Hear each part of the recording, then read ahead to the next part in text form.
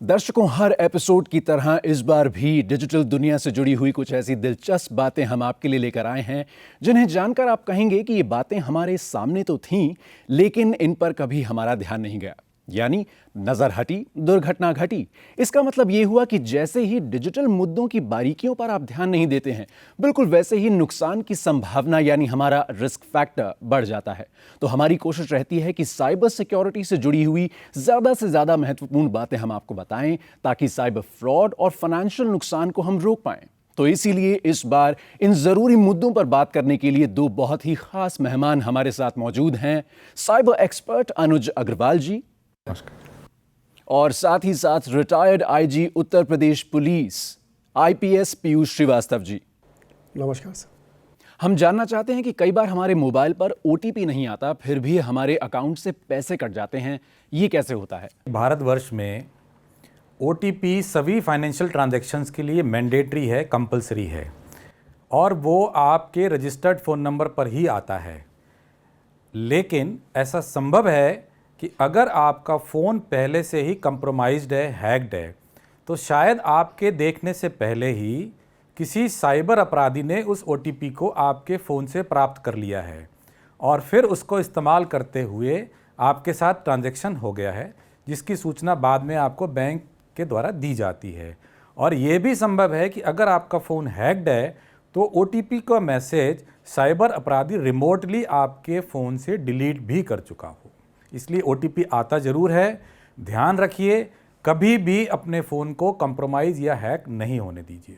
वर्तमान समय में वो कौन से साइबर क्राइम से जुड़े हुए मामले सामने आ रहे हैं जिन्हें दर्ज करते हुए पुलिस जांच पड़ताल करती है? देखिए, इस संबंध में मैं आपको बताना चाहूँगा कि जो ज़्यादातर फ्रॉड्स हो रहे हैं वो इसी तरीके से हो रहे हैं कि साहब ओटीपी नंबर हमने बता दिया था और हमारा पैसा निकल गया। फेसबुक के थ्रू किसी ने जो है आपसे दोस्ती की, या आपने गलती से फेसबुक पर फ्रेंडशिप किया, उसके बाद आपने उसको व्हाट्सएप नंबर दिया, फिर उसने आपके साथ व्हाट्सएप पर चैट शुरू की, फिर उसमें आप देख रहे हैं आजकल की अश्लील टाइप की वो वीडियोस दिखा के आपको ब्लैकमेल करना शुरू कर देते हैं। तो इस तरीके से जो कंप्लेंट्स आ रही हैं वो तरह तरह की कंप्लेंट्स आ रही हैं और लगातार नए नए तरीके से जो क्राइम हो रहे हैं उनकी कंप्लेंट्स आ रही हैं। मैं आपसे यही सलाह दूंगा आपके माध्यम से कि इसके प्रति बहुत सावधानी रखें। मेरे फेसबुक पर अभी पिछले महीने किसी फ्रॉडियर ने एक आईडी जनरेट की, मेरा ही फेसबुक का एक अकाउंट बनाया। उसके बाद उसने मेरे कई फ्रेंड्स को फ्रेंड रिक्वेस्ट भेजी और ये भी भेजा कि मेरा फ़ोन जो है वो गायब हो गया था, तो काइंडली अपना मोबाइल नंबर भी शेयर कर दें।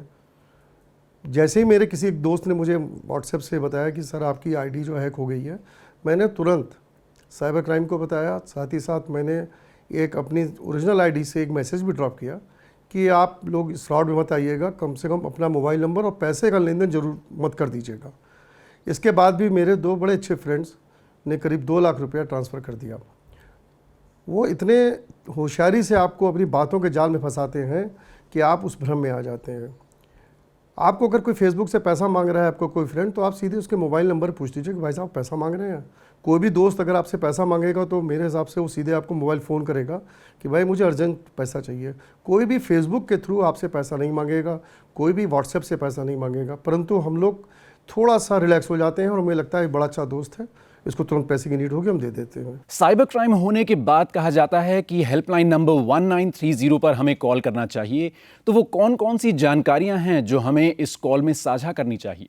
आपके किस बैंक खाते से फ्रॉड हुआ है, या अगर आपकी यूपीआई आईडी से फ्रॉड हो गया है या पेटीएम का फ्रॉड हो गया है, कितना अमाउंट है, नाम वगैरह, तो बहुत ही मिनिमम और क्विक जानकारी आपसे हासिल की जाती है।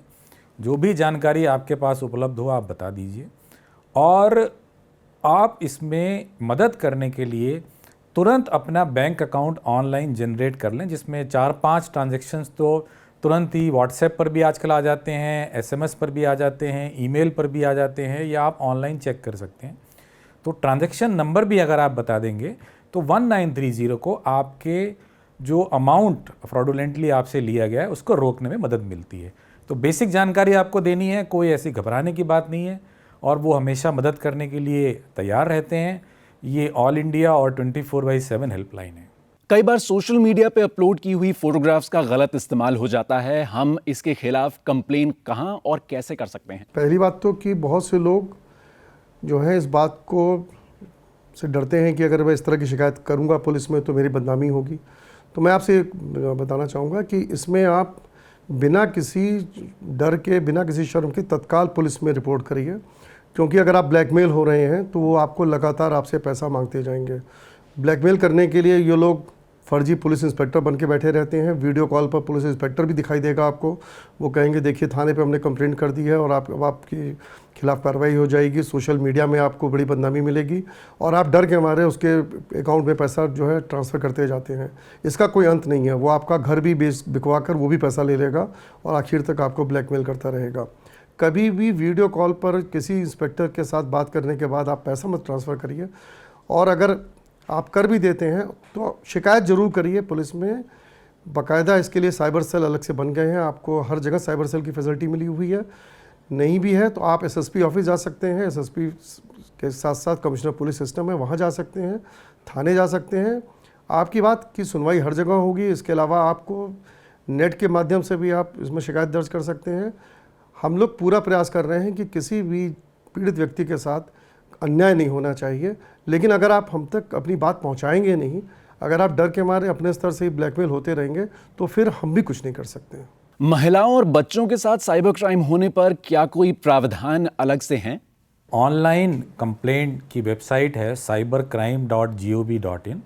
उसमें महिलाओं और बच्चों के प्रति किए जा रहे साइबर अपराधों के लिए अलग से एक सेक्शन बना है, और वहाँ पर जो भी शिकायत की जाती है उसे पूर्ण रूप से गुप्त रखा जाता है।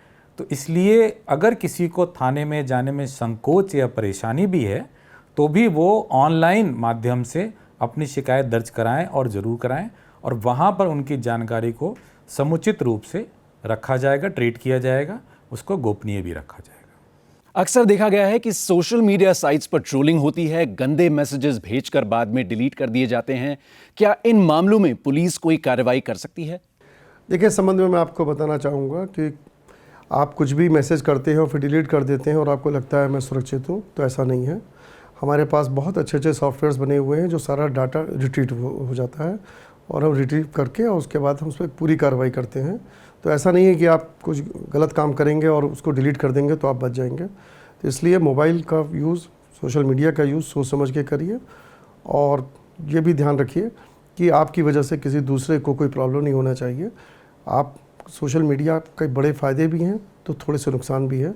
हमें हमेशा इसको ध्यान में रखना चाहिए, और जब भी आप फ्रेंडशिप या किसी से कुछ करते हैं तो सोच समझ के करिए, और कभी भी पर्सनल डाटा उसके साथ शेयर मत करिए, नहीं तो ये कभी कभी आप ही के लिए प्रॉब्लमेटिक हो जाता है।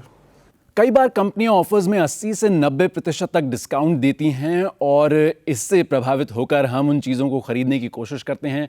बाद में पता चलता है कि हमारे साथ फ्रॉड हो गया है। कैसे पता करें कि कौन सी कंपनी सही है और कौन सी गलत? देखिए, अक्सर ऐसे जो ऑफ़र्स आते हैं वो कहीं ना कहीं आपको किसी लिंक पर क्लिक करके और वेबसाइट पर जाने के लिए प्रेरित करते हैं, और उस लिंक में फ्लिपकार्ट, अमेजन ऐसे जो मशहूर ब्रांड्स हैं वो लिखा होता है। आपको अगर ऐसे किसी डिस्काउंट का फ़ायदा उठाने की बहुत प्रबल इच्छा हो रही है तो आप उस लिंक पर क्लिक ना करें, सीधे उस वेबसाइट पर प्रॉपर उसका नाम डाल के अपने ब्राउज़र में जाएं और देखें क्या वो ऑफ़र वहाँ भी मिल रहा है। अगर वो ऑफ़र वहाँ मिल रहा है आप बिल्कुल लीजिए, ले सकते हैं, लेकिन अपने फ़ोन के लिंक को क्लिक मत करिए। अक्सर नकली वेबसाइट बनाकर आपकी बैंकिंग डिटेल्स, नई निजी बातें, OTP इत्यादि को लेने के लिए फ्रॉडस्टर ऐसा करते हैं। टेक्नोलॉजी आज के समय में बहुत ज़्यादा बढ़ चुकी है, और उसी के साथ साथ साइबर क्राइम भी लगातार बढ़ता जा रहा है। ऐसे में पुलिस अपने आप को आगे कैसे रखती है? देखिए, मैं आपको ये बताना चाहूँगा कि जैसे जैसे टेक्नोलॉजी बढ़ती है वैसे वैसे पुलिस के चैलेंजेस भी बढ़ते हैं। टेक्नोलॉजी बढ़ने के साथ साथ इसका फ़ायदा क्रिमिनल्स भी उठाते हैं, और हम उसके एंटीडोट तैयार करने में हमें भी थोड़ा सा टाइम लगता है। बट आप ये मान के रखिए कि कितना भी क्रिमिनल्स अपने को स्मार्ट समझे, पुलिस हमेशा उससे 2 हाथ आगे रहेगी, आगे भी रहेगी, पहले भी थी। पहले आपको बता दूं, जब लैंडलाइन पे फ़ोन होते थे, मोबाइल नहीं होते थे, तो किडनैपिंग जैसे केसेस में हम लैंडलाइन के फ़ोन जाकर सुनते थे एक्सचेंज में। अचानक मोबाइल फ़ोन आ गए और अब ये हुआ कि अब तो चलते चलते आदमी किडनैपिंग की धमकी देगा या किसी को करेगा, टॉर्चर करेगा, तो हम लोग अब कैसे करेंगे। शुरू में हमें बड़ी दिक्कत का सामना करना पड़ा था, लेकिन जब हमारी टेक्नोलॉजी एडवांस हुई और हमने मोबाइल पर ही लिसनिंग पे हमने सुनना शुरू कर दिया, तो हमारे लिए और कन्वीनियंट हो गया। हम भी अपना गाड़ी में बैठे बैठे सारे क्रिमिनल्स की एक्टिविटीज़ वॉच करने लगे। ये निश्चित रूप से टेक्नोलॉजी बढ़ेगी तो इसका फ़ायदा क्रिमिनल्स को होगा, बट पुलिस उसके आगे हमेशा रहेगी, क्योंकि हमारे हाथ पैर उनसे कहीं दूर दूर तक ज़्यादा बढ़े हुए हैं। टेलीग्राम पर बिजनेस से जुड़े बहुत सारे मैसेजेस आते हैं जिनमें कहा जाता है कि बहुत ही कम दिनों में पैसों को दुगना या तिगुना किया जा सकता है और उसके बाद हमारे साथ हो जाता है साइबर फ्रॉड। तो ऐसे मामलों में हम क्या कर सकते हैं?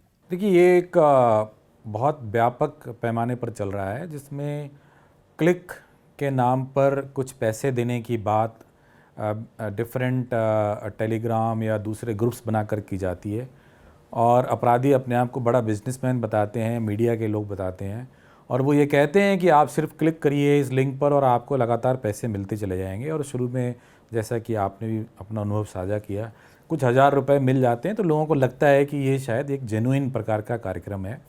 उसके बाद वो प्रेरित करते हैं कि आप अपने साथ के और लोगों को भी ला सकते हैं, हमारे को तो बहुत रिक्वायरमेंट है और हम तो एम्प्लॉयमेंट भी प्रोवाइड करना चाहते हैं और देश में एम्प्लॉयमेंट की बहुत आवश्यकता है। इस प्रकार की बातें करते हुए वो लोगों को अपने झांसे में ले लेते हैं और कुछ लोगों को कुछ हज़ार रुपए तक दे देते हैं और उसके बाद इन्वेस्टमेंट की प्रेरणा देते हैं कि आप स्वयं भी एंटरप्रेन्योर बन सकते हैं, खुद उद्योगपति बन सकते हैं, इस प्रकार का काम आप भी कर सकते हैं। और फिर वो कहते हैं कि हम बिजनेस पार्टनरशिप के नाम पर 10, 20, 25, 50 लाख, मैं कई ऐसे लोगों को जानता हूं जो इस प्रकार के फ्रॉड्स में आके 50 लाख और 1 करोड़ रुपए तक उन अज्ञात व्यक्तियों को दे चुके हैं। और उसके बाद वो एक ऐसा पोर्टल भी बनाते हैं, एक वैसी वेबसाइट भी बनाते हैं जिसमें कि ये दिखता है कि अब आपका 1 करोड़ रुपए या 2 करोड़ रुपए या 5 करोड़ रुपए ड्यू हो गया है और आपको मिलने वाला है, लेकिन उसके लिए ऐसी शर्तें रखते हैं कि आप कुछ अमाउंट और दीजिए तब आपको ये मिलेगा। तो ये पूरी तरीके से एक गोरख धंधा है, पूरी तरह से फ्रॉड है। इस प्रकार का कोई भी बिजनेस नहीं है जहाँ पर कोई रातों रात लखपति या करोड़पति बन सके।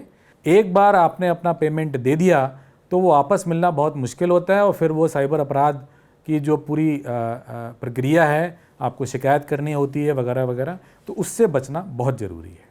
तो दर्शकों, अभी हमने जाना कि थोड़ी सी जागरूकता के साथ हम कैसे अपने आप को साइबर फ्रॉड से सुरक्षित रख सकते हैं। ये महत्वपूर्ण जानकारी हमारे साथ साझा की साइबर एक्सपर्ट अनुज अग्रवाल जी ने, और साथ ही साथ retired IG Uttar Pradesh police IPS Piyush Srivastava ji ने।